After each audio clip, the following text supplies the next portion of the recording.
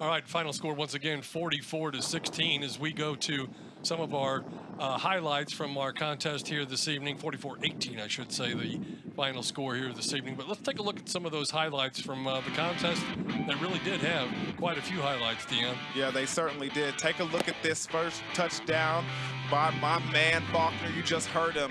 He got into the end zone quite a bit tonight, 4 times to be exact, and he had some great blocking to do that. You can see number 6 on the outside, Freeman helping him get into the end zone this time, going up the middle, taking the hit, and still getting the 6. And not only was it Freeman and Faulkner getting it done, but number 7 as well, Evans getting into the scoring event.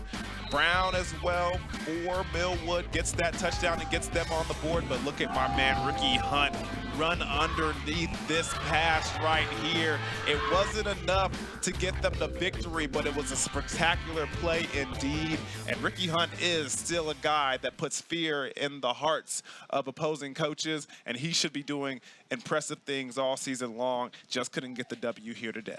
All right, let's take a look at some of the final numbers here this evening and how it all played out.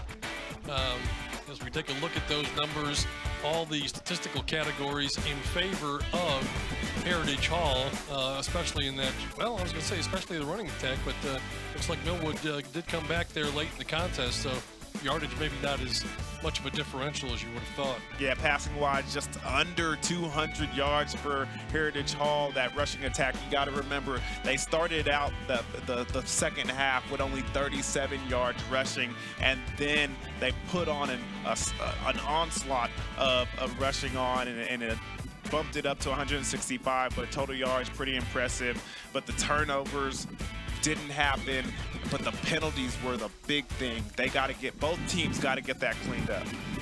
All right, so there's a look at your total numbers and the final score, borne out to you 44-18.